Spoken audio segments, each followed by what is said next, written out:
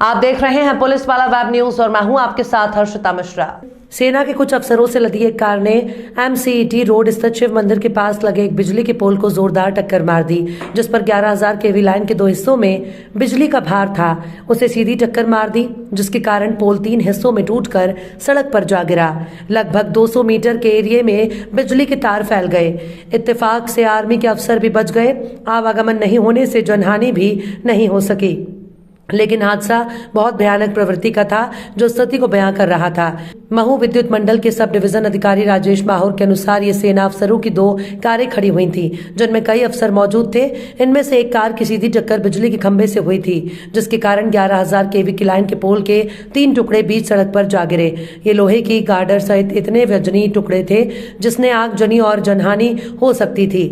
यदि यही तार कार के ऊपर से गए होते तो कार में भी आग लगने की संभावना बन गई थी, लेकिन गनीमत रही कि किसी तरह की जनहानि नहीं हुई। इधर बताया जा रहा है कि इसके बाद भी सेना अफसर अपनी गलती को छुपाने के लिए मंडल पर दबाव डाल रहे थे। एक अन्य कार UP 54AL 7557 में बैठे अफसर भी मामले को रफा दफा करने पर जोर दे रहे थे। इधर बिजली विभाग के अधिकारी सुभाष चंद्र मिश्रा ने बताया कि उन्होंने FIR लिखाने के लिए पुलिस थाने के चक्कर लगाए, मगर FIR नहीं लिखी जा रही थी। बिजली विभाग के वरिष्ठ अधिकारियों के बाद FIR दर्ज की गई, जबकि इस लाइन से क्षतिग्रस्त होने से सिविल हॉस्पिटल, SDM, SP और सेना के बंगलों सहित कई हिस्सों में बिजली गुल हो गई थी। सुबह 3 घंटे तक कुछ हिस्सों में बिजली चालू की जा सकी। मिश्रा के अनुसार यह हादसा इतना खतरनाक था कि खुद सेना को इसे गंभीरता से लेना चाहिए कि आखिर इस दुर्घटना के पीछे सेना अफसर इतनी देर रात कहां से आए थे और वो किन परिस्थितियों में थे। उल्लेखनीय ये भी है कि इस घटनास्थल के बिल्कुल पास में नर्मदा की पाइपलाइन फूटी पड़ी हुई है, जहां से रोज 2 दिन से हजारों गैलन पानी बह रहा है। ये बिजली का हादसा और विकराल हो जाता जब इसके तार पानी को छू जाते तो करंट फैल सकता था। इस मामले की गंभीरता से जांच करने की आवश्यकता सेना, पुलिस और राज्य शासन को होनी चाहिए।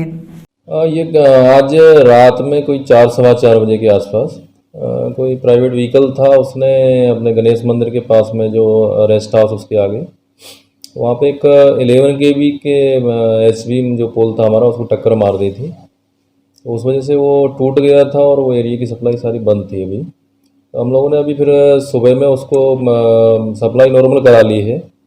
बाकी जो इलेक्ट्रिफिकेशन का काम है पोल रिप्लेस करने का, वो भी कंटिन्यू है, तो 1 से 2 घंटे में ये भी हो जाएगा। कितना कैसा नुकसान हुआ इसमें?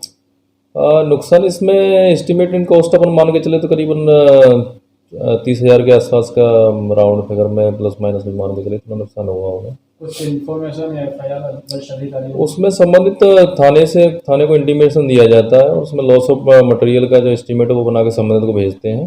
अगर वो जमा कर देते हैं देन ओके, दी तो फिर आगे कार्रवाई करते हैं उसमें जो नियमानुसार।